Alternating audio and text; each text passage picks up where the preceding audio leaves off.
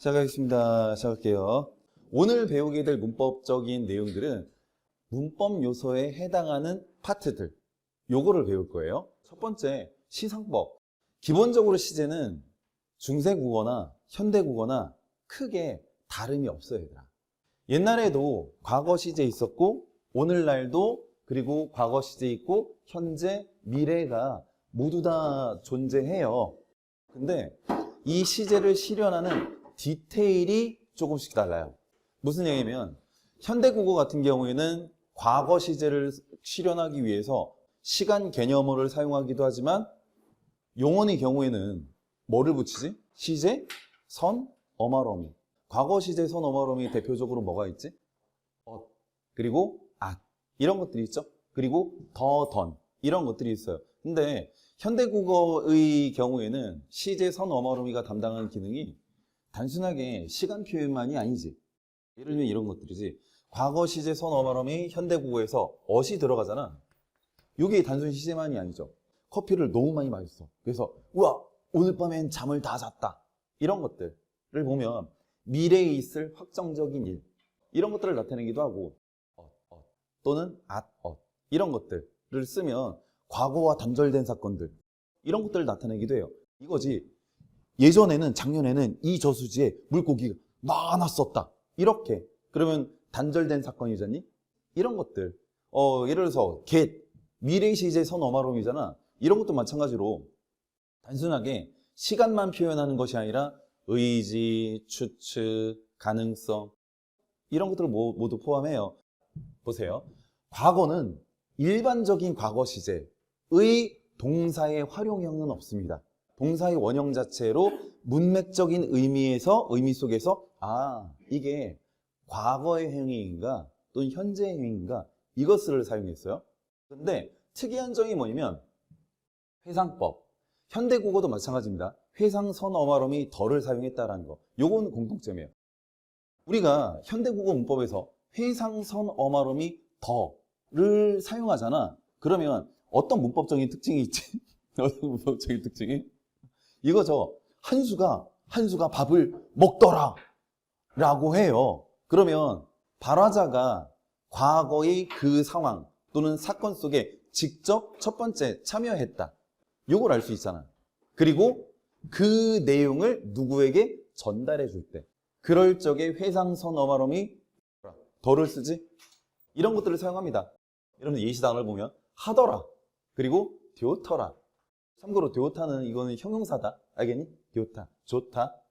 현재 직설법은 그냥 이거예요. 의미상 내가 지금 밥을 먹는다. 그럼 지금 먹는 행위를 얘기하고 있는 거잖아. 그래서 그냥 직설법이라고 이야기를 합니다. 동사의 경우에 현대 국어에서의 시제, 선, 어말어미의 형태 또는 기능과 매우 유사해요. 나를 사용하거든. 나를 사용해서 하나다 또는 하나니라 이런 식으로 비슷해요. 그리고 형용사나 서술격 조사에서는 활용형이 없고요. 미래 추측법, 이것도 현대국어 비슷해요. 자, 예를 보면 하리라 또는 니로리라. 니로리라는 기본형이 니르다라는 동사거든. 말하다야 라고 했을 때 물론 우리가 현실 언어 생활 속에서 니를 집어넣어서 미래 시제를 실현하는 경우가 있니?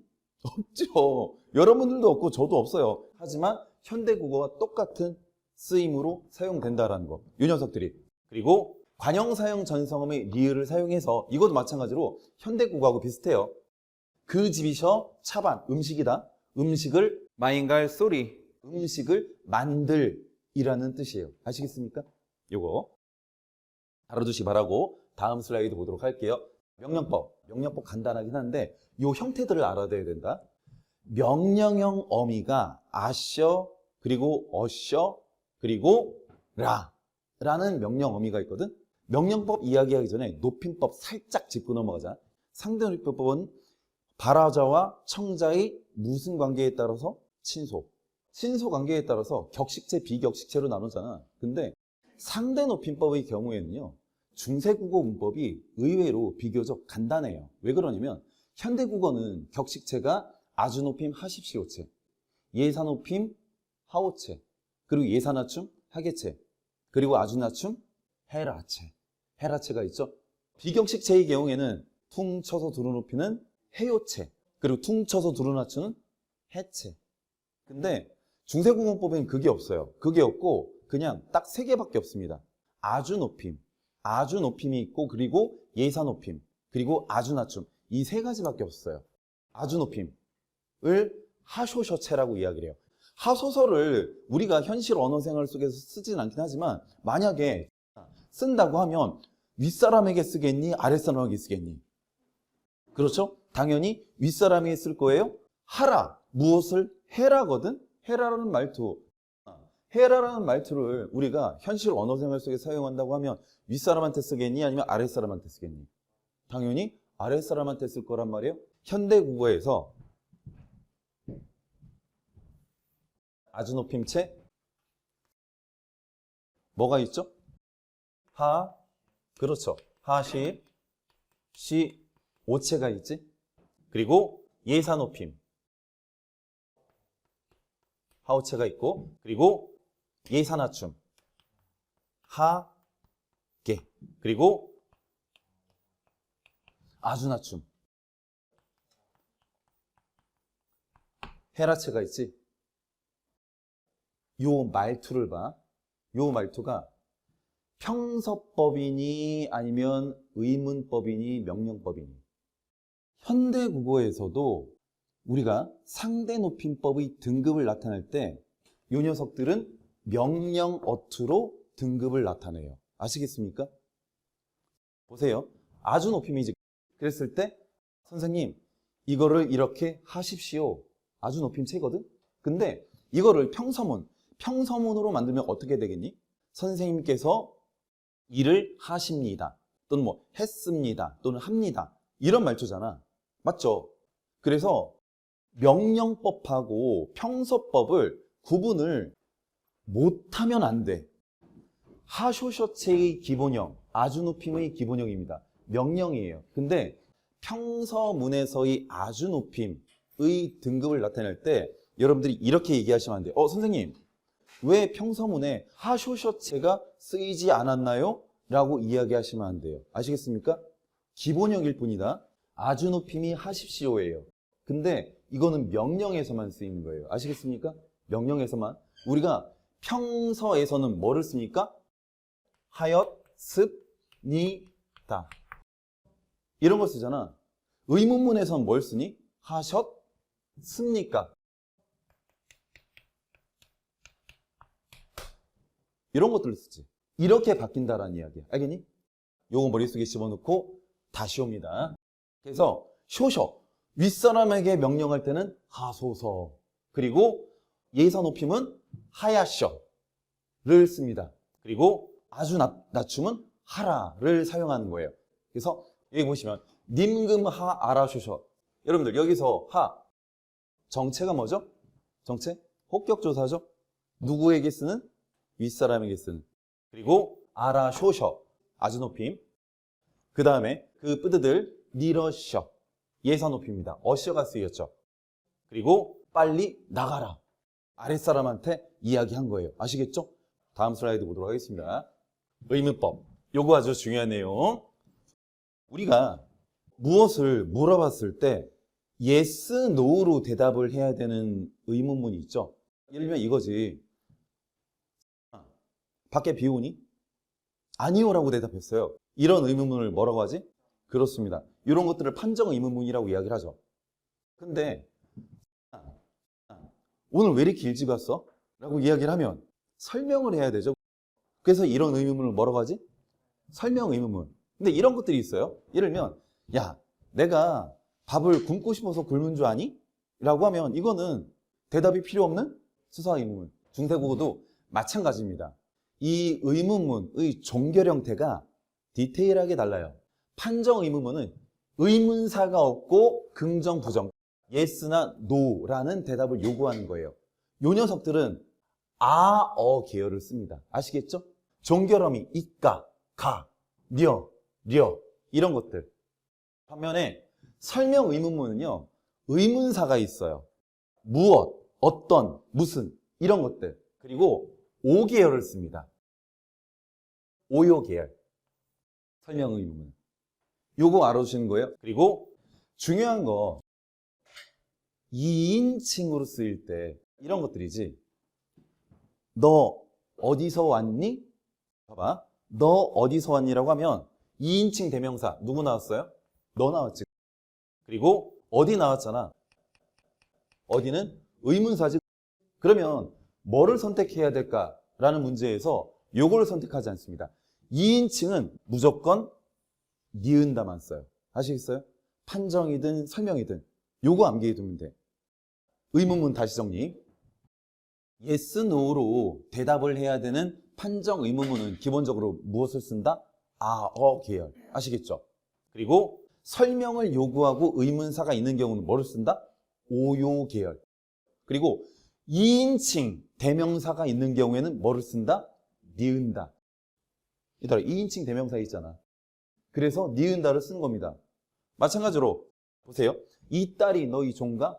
이 여자아이가 너희 집 종이냐? 라고 물어본 거예요. 그리고 여일이니까 헤어지겠습니까? 이렇게. 이 어떤 광명고. 야, 이게 어떤 불빛이냐? 어디 있나고. 전부 다 뭐가 들었니? 의문사. 그리고 설명 의문문이에요. 맞죠? 그랬을 때 계열과 오요 계열을 쓰는데 다시 마찬가지로 2인칭의 경우에는 의문사가 있다고 하더라도 무엇을 쓴다? 니은다. 판정 의문문도 2인칭의 경우에는 무엇만을 쓴다? 니은다만을 쓴다. 오케이? 네. 3인칭이요? 그렇죠. 2인칭이 아니면 니은다는 안 붙이는 거니까 2인칭에만. 나머지 1인칭, 3인칭 모두 다 판정이면 아어 계열. 그리고 설명이면 오요 계열. 아시겠죠? 알아주시기 바라고. 다음 보도록 하겠습니다. 높임법. 얘들아, 우리 현대국어에는 높임법 뭐가 있지? 문장의 주어를 높이는 무슨 높임법? 주체 높임법. 중세국어법도 마찬가지예요. 아까 이야기했지만 상대 높임법의 경우에는 현대국어가 조금 더 복잡해요. 근데 주체 높임법과 특히 객체 높임법은 중세국어가 현대국어보다 다양한 형태소를 선택해요. 현대국어보다. 그래서 좀 복잡합니다. 주체 높임법은 기본적으로 문장의 구조는 현대국어가 똑같아. 서술어가 주어를 높이는 거잖아. 그럼 얘들아, 우리 리마인드 하자. 현대국어에서 주체 높임법은 어떻게 실현되지? 주체 높임법 어떻게 실현되지? 두 가지 방법, 대표적으로. 뭐예요? 주체 높임 선어말음이 시. 그리고 주격조사 깨서가 쓰이죠. 그래서 주어를 높인단 말이에요. 중세국어도 마찬가지입니다. 중세국어에서의 주체 높임법 존경법에서는 선어말음이 시를 쓰긴 하는데 시를 쓰는 것이 시만 쓰는 것이 아니라 요 녀석하고 요 녀석을 함께 써요. 시와 샤. 현대국어에서 보통 어떤 형태소들이 이 형태들을 갖는 경우가 있어요. 이런 것들이지. 중세국어도 마찬가지지만 이 그리고 가. 주격조사죠. 주격조사의 이 형태예요. 을 그리고 를. 목적격조사의 이 형태거든.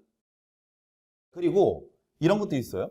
접속조사의 이 형태. 와 그리고 과. 이런 녀석들이 있단 말이지. 이런 녀석들은 전부 다 암말, 선행체언. 선행체언의 의문적 환경이 받침이 있는 경우, 즉 자음이 있는 경우에는 모음, 주격, 목적격 조사를 선택하고 모음의 환경, 즉 받침이 없는 환경에서는 자음, 주격, 목적격 조사를 선택하고 접속조사에서는 거꾸로다.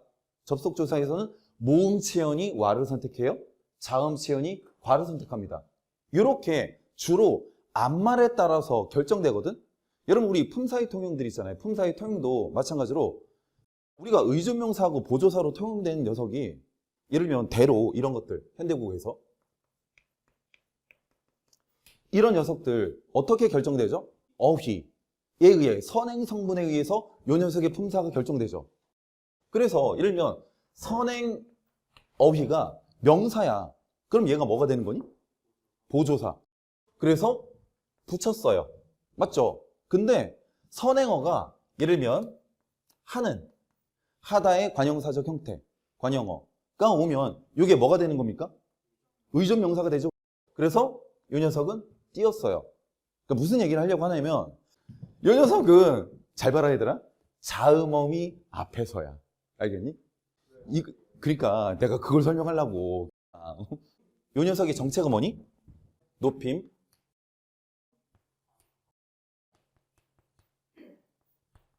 선어마러미잖아. 선어마러미 뒤에는 반드시 뭐가 오니? 반드시 어마러미가 와야지. 그럼 물어보자 얘들아. 어마러미의 세 종류 뭐가 있지? 어마러미에는 종결어미, 연결, 그리고 전성. 종결어미, 연결어미, 전성어미가 있어요. 대표적인 종결어미 다. 그리고 대표적인 연결어미 아, 어 계열 또는 고지아어 은이 이런 것들이죠. 그리고 대표적인 전성어미 관용사용 전성어미 이런 것들 있잖아. 니은, 리을, 는, 던 이런 것들 뭐뭐하는, 뭐뭐하던 이런 것들이란 말이야. 그래서 어마럼이 앞에만 올 수 있는 녀석들이기 때문에 뭐라고 이야기를 하니? 우리가 선어마럼이라고 하잖아. 그럼 다시 얘들아 봐봐. 자음어미 앞이라고 했잖아. 그러면 뭐를 봐야 되는 거야? 뭘 따져봐야 되는 거야? 그렇지, 어마러미를 따져봐야 되는 거야. 알겠니? 즉 어마러미가 뒤에 오는 어미가 얘는 뭐야? 자음이지. 자음이기 때문에 선어마러미 시를 씁니다. 요 녀석은 뭐예요? 모음이죠. 모음이기 때문에 요 녀석은 샤를 써요. 아시겠습니까? 요 녀석이 이제 그 중요한데 요 샤 있잖니. 샤에서 야, 이중모음이지. 이중모음인데 어떤 구조를 가지고 있는 이중모음이지? 음가가 반모음 이와 아죠. 우리가 현대국어도 마찬가지거든요. 용언이 활용할 때 동음이 오잖아. 특히 모음, 동음이 오면 그것을 두 개 다 발음하지 않습니다. 그래서 탈락시켜요. 이런 것들이죠. 동사, 가다여간에 연결음이 아를 결합시키면 우리가 가아라고 하지 않잖니? 가라고 하잖아. 야, 한수야 어디 가? 이렇게 이야기를 하죠. 다시 오자. 샤에 아가 붙잖아. 그러면 샤아도가 아니라 샤도로 실현이 돼요. 근데 뒤에 뭐가 있니? 도가 있지. 여기에 아가 들어있는 거예요. 들어있는데 표기하지 않습니다. 아시겠죠? 다시 얘들아 정리할게. 높임법 중에서 주체 높임법. 선어마러미의 경우에는 시와 샤가 쓰였는데 시는 어디 앞에서? 자음 앞에서. 그리고 샤는 모음 앞에서. 알겠지? 다음 슬라이드 보도록 하겠습니다. 객체 높임법. 문장에서 목적어와 부사어를 높이는 것을 우리가 객체 높임법이라고 이야기를 하는데 기본적으로 현대국어와 똑같아요. 다시 한번 리마인드. 그러면 현대국어에서는 객체 높임을 실현할 때 부사격 조사 깨와 함께 특수어휘 4개 뭐가 있지? 못이다, 뵙다, 되다, 들이다, 하나 더 물어보다의 높임말 여쭈다, 뵈다, 들이다, 못이다, 여쭈다. 중세국어도 마찬가지예요. 얘네를 썼어요. 근데 중세국어는 아까도 말씀해 주셨잖아요. 조금 더 복잡하다고 현대국어보다. 뭐가 있었냐면 객체 높임을 나타내는 선어마러미 삽이 있었습니다. 요 녀석이 있었거든. 그리고 요 녀석의 이 형태들로 구성되어 있어요. 시옷 계열 음 중에서 가장 뒤에 있는 이체자 뭐가 있죠? 그렇죠? 반치음이 있죠? 요 녀석이 있고 그리고 옛날엔 얘들아 지읒이 처음에는 지금처럼 구개음이 아니었었다. 치음이었었다. 그래서 여러분들 이따가 또 설명을 할 텐데 이런 것들이 있잖아. 자를 지금은 자라고 발음하는데 중세국어 시기, 근대국어 이전까지는 자를 어떻게 발음했냐면 자 이렇게 발음했어요. 자, 시옷의 위치에서. 그래서 우리 구개음화 있잖니.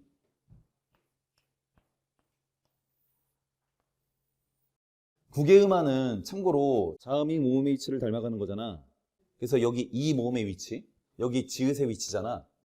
그리고 여기에 디귿의 위치가 여기 있잖니. 드 하면 혓바닥이 혀끝이 앞니를 치고 빠지잖아. 그래서 우리는 현대국어에서는 요 녀석이 요렇게 바뀌는 것을 구개음화라고 하는데 중세국어에서 구개음화가 요게 이렇게 먼저 일어나는 게 아니에요. 원래 지읒의 위치가 얘들아 여기 시옷 있잖니. 요 위치가 지읒이었었거든. 근데 이거야. 요 녀석하고 요 녀석을 같이 발음하니까 너무 힘들어. 자, 저 이렇게 지 이런 식으로 매우 힘들죠. 그래서 치음이었었던 지읒의 국외음화가 1차로 일어납니다. 그래서 지읒 발음의 위치가 이빨에서 경구개로 1차로 국외음화가 돼요. 국외음화가 된 다음에 비로소 지를 지로 발음해요. 자를 자로 발음해요. 지읒이 국외음화가 된 다음에 단모음화를 겪거든. 무슨 얘기냐면 옛날에 지시대명사가 저기였었거든. 근데 근대국어 현대국어로 넘어오면서 저기로 바뀌어요. 왜 그러냐면 요 녀석 지읒의 국외음화 때문이야. 이유가 뭐냐면 옛날에는 저 이거를 구별을 했거든요. 근데 요 녀석이 국외음화가 된 이후에는 저 구별이 안 돼요. 그래서 이중모음을 쓰지 않고 단모음으로 바뀌게 되는 거예요. 발음의 경제성상. 무슨 말씀인지 아시겠죠? 그리고 요 녀석이 있었어요. 그리고 요 녀석의 이 형태들이 있어서 또 어떤 이 형태냐면 요거 요런 녀석들이 있어요. 순경음 비읍 녀석들. 다시 현대국어하고 중세국어의 주체 높임 선 어머러미가 다른 점이 이거잖아요. 현대국어는 대부분 선행 성분에 의해서 결정이 되는데 중세국어에서의 주체 높임 선 어머러미는 누구에 의해서 결정되니? 어마러미가 자음으로 시작하느냐 그리고 모음으로 시작하느냐에 의해서 시샤가 결정된다고 했잖아. 그리고 이 녀석은 더 복잡해요. 요 앞에 있는 녀석이 있잖아요. 앞에 있는 녀석은 선행 성분에 의해서 결정됩니다. 요 뒤에 있는 녀석, 요거 있잖아요. 순경음을 쓸 것인지 아니면 비읍을 쓸 것인지 요거의 여부는 뒷말에 의해서 결정됩니다. 그래서 객체 높임 선 어마로미는 앞뒤를 얘들아 다 봐야 돼. 어간이 시옷의 이체자지. 시옷의 이체자 반치음은 어떤 환경에서 쓰인다고 했지? 울림소리 환경, 유성음의 환경에서 쓰인다고 이야기를 했잖아. 울림소리. 그렇기 때문에 이 녀석은 앞말이 자음 중에 울림소리 또는 모음으로 끝났을 경우예요. 아시겠습니까? 이렇게 암기하세요. 그리고 디귿과 지읒 계열. 아시겠죠? 앞에. 요 녀석이 오면 요걸 선택합니다.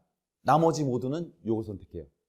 그리고 비읍을 선택할 것인지 순경음 비읍을 선택할 것인지는 그냥 단순해요. 순경음 비읍이 어떤 환경에서 만들어진다고 했지? 울림소리 환경. 따라서 뒷말이 모음으로 시작하잖아. 그러면 순경음을 선택합니다. 뒷말이 자음이잖아. 그러면 순경음, 이응 받침 없는 비읍을 선택하는 거예요. 아시겠죠? 목적어나 부사어가 된 대상을 높이는 방법. 객체 높임 선 어머름이 무엇을 사용한다? 기본형 삽을 사용한다. 음성적 환경에 따라 뒤에 오는 어미가 자음이면 삽, 잡, 잡을 사용하고 모음이면 순경음 비읍이 들어있는 삽, 잡, 잡을 선택한다라는 거. 아시겠죠? 그리고 어간이 요 녀석의 경우에는 시옷을 선택하고 말씀드렸지만 어간 말음이 앞말이 울림소리 계열일 경우에는 요 녀석 시옷의 울림소리를 선택하고 그리고 어간 말음 앞말이 디귿과 지읒 계열일 경우에는 지읒을 선택한다. 막사건을 요 녀석 기억이즉 그리고 뒤에 자음으로 시작했지? 그래서 삽을 선택합니다. 그리고 요 녀석을 보면 삽잡잡에서 요거 그래서 요 녀석은 시옷 비읍 그리고 요 녀석은 뭐가 있니 밑에? 요 녀석이 있잖아. 아래야. 그래서 잡 뒤에 아래아. 요거죠, 요거. 아, 니가 있는 형태소들이죠. 밑에 보면 어간 발음이 모음이나 니음임 계열 경우에 시옷의 울림소리를 선택하고 그래서 반치음을 선택합니다. 그리고 자음이기 때문에 비읍을 선택해요. 이것도 마찬가지죠. 요 녀석을 선택한 이유가 뭐죠? 뒤에 모음이기 때문에 그리고 울림소리이기 때문에. 오케이? 됐습니까? 밑에 마지막으로 어간 발음이 요 녀석의 경우에는 이렇게 선택한다. 디귿이기 때문에 지을 선택하고 뒷말이 자음이기 때문에 비읍을 선택했고요. 요 녀석도 보면 마찬가지로 앞말이 디귿이기 때문에 지읒을 선택했고 디귿 지읒 계열. 그리고 요거도 마찬가지로 순경음이잖아. 뒤에 뭐가 왔니? 모음이 왔잖아. 이런 것들의 특수어휘도 함께 사용했다라는 거. 기본적으로 현대국어가 비슷하긴 한데 객체높임법의 경우에는 일정한 패턴들은 있다. 다음 슬라이드 보도록 하겠습니다. 상대높임법. 아주높임, 하십시오. 예사높임, 하오치야. 그리고 예사낮춤, 그리고 아주낮춤. 중세국어에선 얘들아 요거, 그리고 요거, 그리고 요거 세 개로 구별을 합니다. 세 개로. 아시겠죠? 근데 다시 이거 현대국어에서도 기본형은 전부 다 평서, 의문, 명령. 기본형 뭐니? 명령이야. 상대높임법, 존비법이라고도 하고 공손법이라고도 하기도 합니다.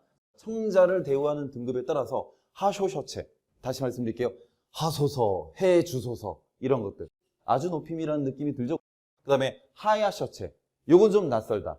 하야셔체가 있고요. 그리고 하라체, 이것도 익숙하죠? 무엇을 해라.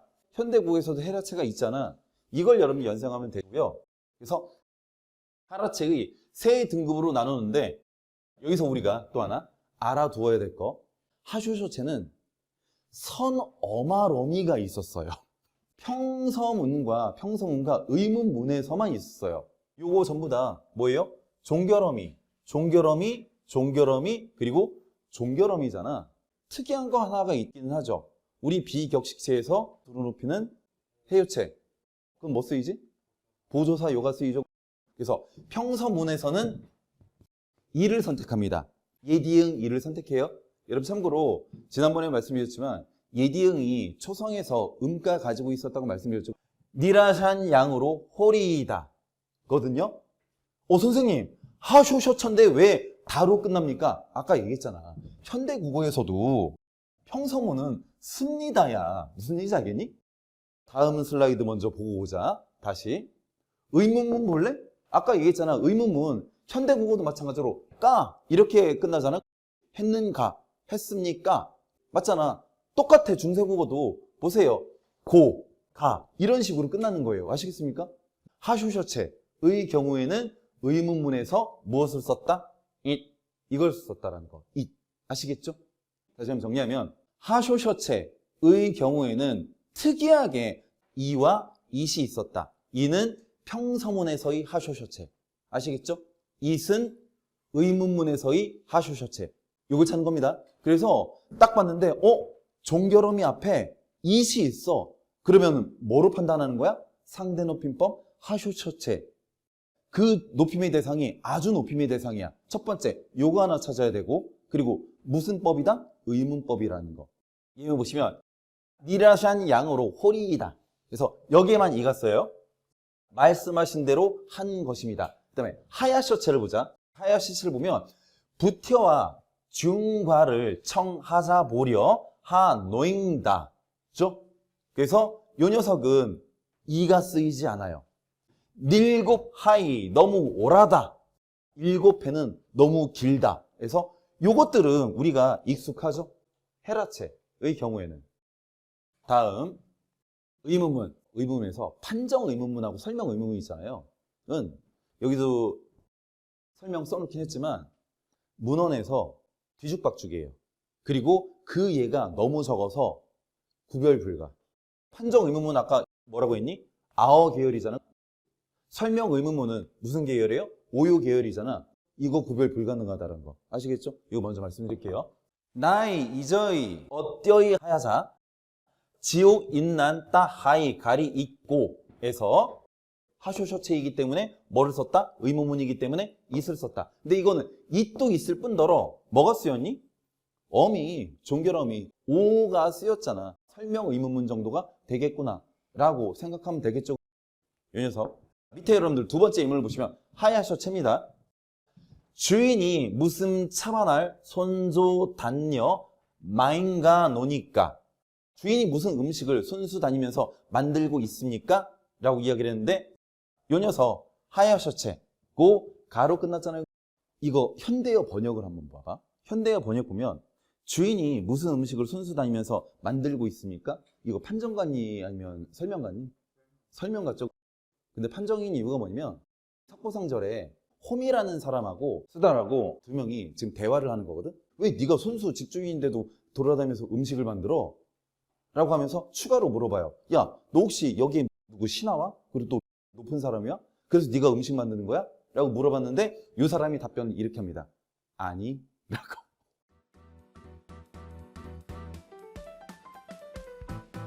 여튼 그것으로도 판정 의문문이기도 할 뿐더러 실제로 여기서 이야기했지만 판정하고 설명은 구별이 되지 않았다라는 거 아시겠죠? 마지막에 하라체. 하마 죽을 나이언이 자손할 의론하리여 라고 해서 하라체가 쓰였다는 거 알아두시고, 명령문이다. 익숙한 명령문. 왜 익숙하냐면 그대로 하쇼셔체, 하야셔체, 그리고 하라체가 쓰였기 때문에. 보죠. 님금하 아라쇼셔. 얘들아, 반가운 하가 나왔다. 하쇼셔체가 쓰였고요.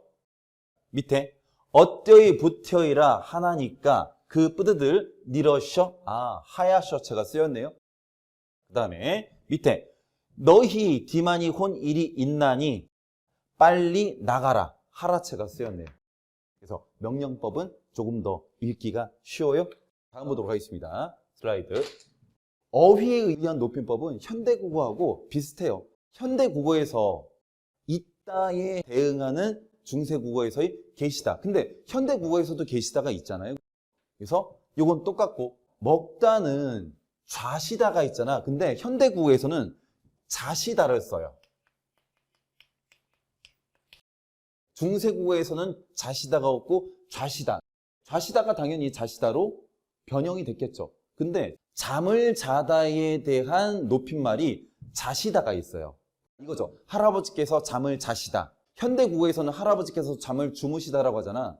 중세국어에서는 오히려 주무시다가 없고 그냥 잠을 자시다의 형태를 썼다라는 거 아시겠죠? 상대 높임법에서 말하다에 대한 살이 있고, 엿주다 뭐 비슷한 뜻이겠죠. 그리고 보다, 현대국어에서 되다 같은 것들이 있잖아. 이런 녀석들의 어간이 있고, 그래서 이런 것들이 있고, 그리고 주다, 드리다 있잖아요. 이런 것들. 그래서 중세국어에도 똑같은 이런 흔적들이 남아있다는 거. 주다, 받다.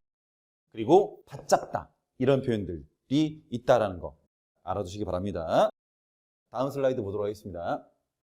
15세기의 맞춤법은 현대국어와 조금씩 달라요. 충실하게 음수와 음조를 모두 갖추어 적는다라는 거 알아두시고, 용언의 합성법, 현대국어하고 똑같아요. 현대국어에서 얘들아, 합성법 두 가지가 있잖아. 우리말의 일반적인 문장 구조 또는 언어 배열에 부합하는 뭐가 있죠? 통사적 합성법. 그리고 부합하지 않는 비통사적 합성법이 있잖아. 기억하시죠? 통사적 합성법, 얘들아 리마인드 할까? 뭐가 있지? 명사끼리의 결합, 돌다리, 그리고 수식구조, 새말 이런 것들, 새옷, 그리고 뭐 서술구조, 힘이 들다, 주어 서술어, 본을 봤다, 본봤다 이런 것들, 목적어와 서술어 이런 것들, 그리고 용언과 용언, 본용언과 보조용언의 결합구조, 이런 것들이 대표적인 것이고, 이런 것들이 아닌 여집합들이 비통사적 합성어잖아. 대표적으로 부사, 명사, 부슬비. 왜냐면 부사는 명사를 꾸며주지 않잖아. 근데 부사가 명사하고 결합하는 거야. 부슬비, 척척박사 이런 것들. 그리고 용언의 어간에 연결어미, 4개의 어미가 결합되지 않은 채 어근 또는 어간과 직접 결합하는 거. 예를 들면 이런 것들이 있죠. 접칼. 그래서 이게 만약에 통사적 합성법으로 합성되려면 이렇게 되겠죠. 접는 칼 또는 접은 칼. 이렇게 해야 되는 거예요. 이런 것들 뛰어오르다잖아. 뛰어오르다. 이렇게 우리가 합성법을 만들면 이거는 뛰어라는 연결모음이 있기 때문에 통사적 합성법이잖아. 근데 오르내리다 이런 것들은 전부 다 연결모음이 없기 때문에 어미 없이 결합한 전부 다 뭐예요? 비통사적 합성법이죠. 이런 것들이 매우 생산적이고 활발하게 만들어졌다는 이야기예요. 빌다의 어간과 먹다의 어간. 그래서 빌먹. 그리고 듣다의 어간과 보다의 어간. 듣보. 그 듣보야, 그 듣보. 알겠지?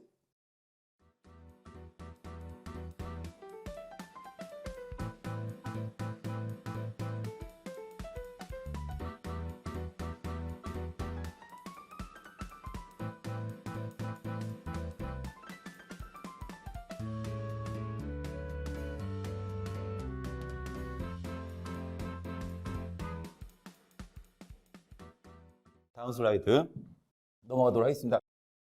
고경, 체언의 변화예요. 체언의 교체. 이 녀석이 언제 교체가 되냐면 체언의 조사가 붙어서 어떤 특정한 문장 성분이 만들어지잖아.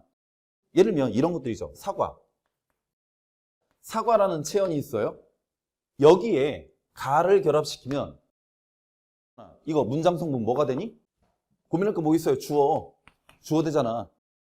사과에 조사, 르를 결합하면 이거 문장 성분 뭐가 되지? 목적어가 되죠. 같은 원리예요. 이거예요. 체언에 조사가 결합되어서 특정한 문장 성분을 만들 때 체언의 모습이 변해. 얘들아, 나무의 주격조사를 결합하면 뭐를 넣어야 되지? 주격조사, 영형태. 요건 언제 쓰지? 자음으로 끝난 체언 뒤에서. 요 녀석은 언제 써요? 이를 제외한 모음 뒤에서. 그러면 여기엔 뭐가 결합돼야 되는 거니? 요 녀석이 선택되죠. 그래서 나모 이가 돼야 되거든요. 나모이. 맞죠? 나모이가 돼야 돼요. 근데 남기가 돼. 알겠니? 요게 아니라 이렇게 바뀌는 거야. 체언의 형태가 바뀌었지. 오가 없어지고 기억이 생겨난 거야. 이거를 기억 고경어라고 하거든요. 없었던 기억이 짠하고 나타나는 거.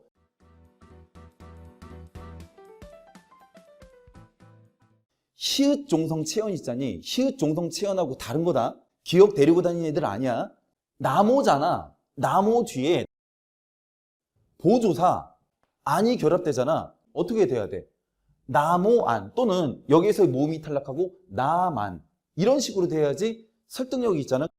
근데 이게 아니라 남간이야. 요 녀석이 여기 갖다 붙는 거야.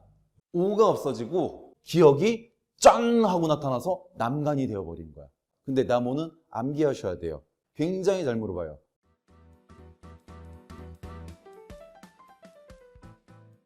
일인칭 대명사 나죠. 나의 주격형이라고 하면 이거죠. 나 뒤에 주격조사 결합해야 되잖아. 나. 이 모음이 아닌 모음이죠. 그럼 여기 뭐가 결합돼야 되니?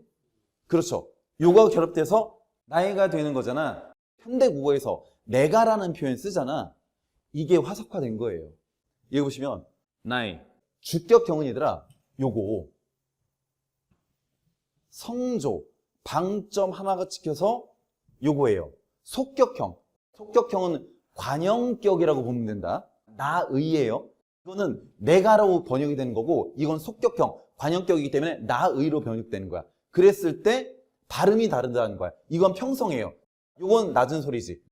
이거는 점 하나니까 항상 높은 소리잖아. 그래서 문장에서 나이 하면 이거는 주어, 나이 하면 이거는 관형어로 쓰인 거예요. 이것도 마찬가지예요. 너도 여기에 이가 결합됐잖아. 주격형은 상성이에요. 이렇게 너희 하고 그리고 속격형은 평성으로 너희 이런 식으로 해서 격을 구별했다라는 거. 이게 고경형입니다. 다음 제음수화. 제음수화는 뭐냐면 우리가 자음 축약 있잖니. 자음 축약을 분석해 놓은 것이라고 보시면 돼요. 독립신문 창간사에 뭐가 나오냐면 한자를 많이 아는 사람보다 여성이라고 하더라도 일반 평민이라고 하더라도 세상 물정을 잘 아는 사람이 귀족 남자보다 더 높은 사람이다 라고 해서 높은 사람이라고 19세기 말의 독립신문 창간사에 이런 표기들이 나와요. 이렇게. 그래서 거꾸로 치읓을 지읒 티읕으로, 키읔을 기역 히읗, 티읕을 디귿 히읗, 피읍을 비읍 히읗으로 이 녀석으로 재차 분석한다는 거. 요걸 이렇게 한 이유가 뭐냐면 붓, 흠여 있잖니. 여기서 요게 이렇게 제음수와 분석되는 거 이해 가시죠? 이건 뭘까? 왜 시옷을 썼을까? 이유는 비슷했습니다. 종성 표기법 때문이에요. 얘들아 15세기 중세국어는 8종성법이잖아. 8종성법이에요. 그래서 이음까지 다 썼거든. 근데 요때는 7종성법입니다. 그래서 뭐를 썼냐면 디귿을 쓰지 않고 시옷을 써요. 그래서 실제로는 이렇게 제음소화가 되어야 되는데 표기는 이렇게 표기했다는 이야기예요. 7종성법에 의해서. 아시겠죠? 다음 슬라이드. 어휘의 의미 변화.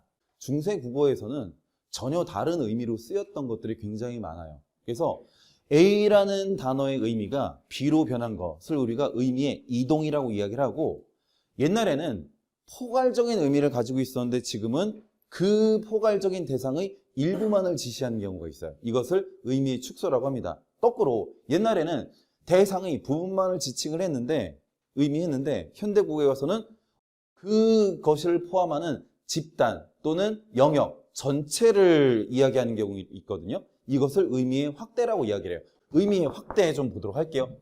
다리가 얘들아, 옛날에는 뭐냐면 유정명사, 사람의 다리 또는 말의 다리, 이런 경우에는 쓰였거든요. 근데 현대 국어에 오면 책상 다리, 이런 표현들을 쓰잖아요. 의미가 넓어졌다고 봐요. 그래서 의미의 확대이고, 그리고 그 밑에 보시면 먹다라는 단어들이랑 마찬가지로 기본형이 현대 국어에서도 중심적인 의미가 음식물을 삼키다라는 의미잖아요. 근데 중세 국어에는 이 의미만 사용됐다는 이야기예요.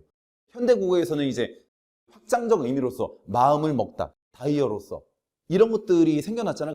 그렇기 때문에 옛날에는 쓰지 않았었던 거, 의미 확대라고 하는 거에서 목적어, 구체적인 사물을 목적으로 삼는 동사였으나 현대에는 생각을 먹다, 마음을 먹다, 이런 데에도 활용이 된다는 거. 그래서 의미 확대예요. 영감.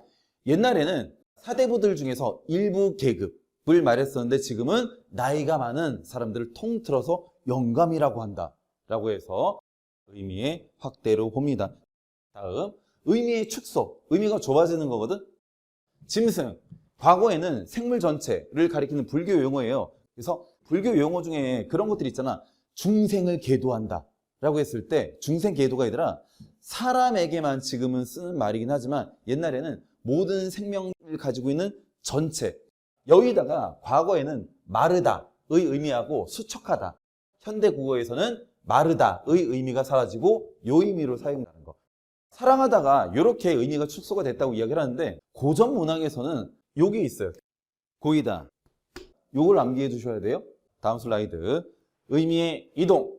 옛날에는 씩씩하다가 엄하다는 뜻이었지만 지금은 씩씩하다의 의미로 바뀌었고, 그리고 애누리가 옛날에는 가격을 더 얹어서 부르는 거, 이걸 애누리라고 했는데 지금은 주로 깎는 거잖아. 근데 표준국어대사전엔 두 개를 다 뜻으로 하고 있는 이유는 뭐냐면 이거죠. 애누리가 값을 흥정하다의 의미를 보고 있는 것이죠. 흥정하다라는 것은 판매자의 입장에서는 더 값을 올려받기를 원하는 것이고, 구매자 입장에서는 값을 더 깎기를 원하는 거잖아. 그래서 그거를 보는 거예요. 다음 슬라이드. 말싸미, 말의 일반 명사였어요. 랭귀지 였었는데 지금은 높임말로 의미가 축소가 됩니다. 오케이? 어리다가 과거에는 어리석다예요. foolish. 어리석다인데 지금은 나이가 적다로 의미가 이동해요. 바뀝니다. 놈은 옛날에 사람 일반이에요. person 였었는데 지금은 남자를 낮추어 부르는 말로 바뀌는 거예요. 그래서 fellow 이런 식으로 하다. 저는 개인적으로 이게 의미 이동이라고 보여지지는 않습니다. 왜 그러냐면 이건 저의 개인적인 견해고요. 여러분 또 말씀드리지만 하다가 의미 이동인지 아닌지는 학교 견해에 따라가야 된다. 요게 있고 하다. 이거는 동사고 이게 형용사잖아. 그래서 이게 현대국어에서 하다. 그죠? 이거는 현대국어에서 많다잖아요. 그래서 저희 경우에는 이게 그냥 없어졌다고 봐요. 아레아가 다시 리마인드. 두 번에 걸쳐서 음가를 소실하지. 첫 번째 언제? 16세기에 두 번째 이하의 음절에서 아레아가 어떤 음가를 남기니? 의죠. 그래서 양성모음이 음성모음으로 바뀌는 경천동지할 일이 생겨났다고 했죠. 그래서 모음조의 박에 기름을 부었다고 이야기를 했잖아. 요 녀석 18세기는 어떻게 바뀌지? 요거로 바뀌잖아. 이 변화 구조로 보는 거예요. 이 변화 구조로. 그게 좀 더 설득력이 있습니다. 어여스비 어여쁘다가 불쌍하다 또는 가엾다 에서 예쁘다로 의미가 전혀 다른 것으로 바뀌었고요. 얼굴이 몸 형체, 풍채를 나타내는 거죠. 모습, appearance의 의미에서 얼굴의 의미로 좁아진 거, 신체 일부분. 싸다가 과거에는 값이 나가다, 비싸다의 의미에서 저렴하다의 의미로 바뀌게 되었다라는 거. 아시겠죠? 어휘의 양적 변화라고 이야기를 했는데 조선시대 이후에 어휘가 양적으로 변화할 수밖에 없었던 환경이 대내외적 환경이 뭐가 있었냐면 첫 번째는 뭐냐면요. 문화 때문에 고려 후기 신진사대부들이 북송으로부터 성리학을 수입하고 조선이 유교 국가잖아. 그러면서 문화를 어디에서 수입하게 돼요? 그러면서 당연히 첫 번째 한자 계열의 외래어가 많아져요. 그리고 교역으로 인해서 재미있는 거는 몽골 그리고 여진어 계열들도 많이 들어온다는 거. 중국에서 들어온 한자 계열은 우리가 익숙하기 때문에 이런 녀석들은 뭐 크게 낯설지 않거든요. 근데 이런 것들은 좀 낯설죠. 용맹스러운 사람, 이거 몽골어 계열이 들어온 거예요. 그리고 요거 아질거이 말, 아이 야자인데 이거 에마를 찾으면 안 된다. 표준국어 대사전에도 아마가 나오는 거야. 그래서 길들지 않은 작은 말. 재미있는 거는 이 두만강에서 두만, 이게 여진어래요. 이것도 그렇다고 합니다. 고유어와 한자어의 경쟁. 고유어와 한자어가 경쟁하기 시작한 거는 사실 고대 국어부터예요. 한자가 들어오면서 실제 우리말과 서로 경쟁을 하는 거예요. 경쟁을 하다가 우리말이 그 경쟁 구도 속에서 패배하게 되는데 그 이유가 뭐냐면 이거 있잖아. 이빨. 이에 대한 한자어. 할아버지의 치아가 안 좋으시다 라고 하잖아요. 요거에 대한 높임말을 바로 사용할 수 있다는 거. 그리고 개념어들이 많아요. 그래서 고유어가 패배하게 됩니다. 이런 과정 때문에. 다음 히읗종성체언. 히읗종성체언은 체언이 히읗을 데리고 다녀. 앞뒤 띄어쓰기를 할 경우에. 그럴 때는 히읗을 밝혀 적지 않아요. 하지만 뒤에 얘들아 모음으로 시작하는 형태소가 오잖아. 그러면 그때는 히읗을 밝혀 적습니다. 또 재미있는 게 뭐냐면 자음으로 시작하는 형태소가 오잖아. 그러면 유기음화를 해. 자음 축약. 예를 들면 뒤에 기역으로 시작하는 형태소가 오면 히읗종성체언과 결합해서 크가 돼요. 이런 식으로. 그래서 여러분 보시면 체언 단도거절 일 경우에는 히읗이 나타나지 않습니다. 예를 들면 따. 이 녀석이 원래 히읗을 이렇게 데리고 다니는 녀석들이었거든. 모음의 형태소의 경우에는 히읗이 생겨난다라는 거. 그래서 온전히 유지되면서 이어 적기를 한다라는 거. 따히. 이거는 따 히읗에다가 주격조사 이가 결합된 거죠. 요 녀석. 요렇게 적었을 때 우리가 이 형태소를 분석할 줄 알아야 된다. 직접 구성 성분 요렇게 나누고 땅이 히읗 종성 체언이며 끝말이 자음으로 끝났기 때문에 무엇을 선택한다? 주격조사 이응이 붙어있는 녀석을 선택한다라는 거. 아시겠죠? 기역 또는 디귿으로 시작하는 조사와 결합했을 때 유기음화예요. 자음 축약됩니다. 보면 땅과 보조사 도가 결합돼서 따토. 산도 히읗 종성체언이에요. 돌도 히읗 종성체언. 그래서 돌과 접속조사 과가 결합되어서 돌과가 되는 겁니다. 아시겠죠? 그리고 휴지. 아무것도 없는 거. 그리고 관형격 조사. 요거 앞에서 생략된다라는 거 여러분들 요거 잘 알아주셔야 되는 게 뭐냐면 나라 있잖아요. 얘도 히읗 종성체언이거든. 요 녀석 시옷 있잖아. 시옷은 관형격이라는 명백한 기능이 있죠. 근데 히읗하고 시옷을 병기할 수가 없었어요. 관형격 조사 시옷 어떤 환경에서 받침에 병기할 수 있었다고 했지? 세 가지. 아니요. 병기하는 경우. 니은, 미음, 리을. 요 경우에는 병기할 수 있어요. 니은 시옷 가능합니다. 미음 시옷 가능합니다. 리을 시옷도 가능해요. 다시 복습하자. 여린 히읗이 관형격 조사로 쓰이는 경우에 이거 왜 관형격 조사가 여린 히읗이 쓰였다고 했지? 이유는 고유어 있잖아. 리을 받침에서 고유어 계열에서는 여린 히읗을 썼어요. 그래서 나란 말이라고 했을 때 이 히읗 종성 체언에서 히읗을 어떻게 생략하고 요걸 써야 된다는 거. 왜냐면 명백한 문법적 기능이 있잖아. 그렇기 때문에. 아시겠죠? 현대국어에서 화석화된 표현들 보시면 살코기, 암탉, 수탉, 수평아리, 그리고 안팎, 머리카락 이런 것들이 있다는 거. 오케이?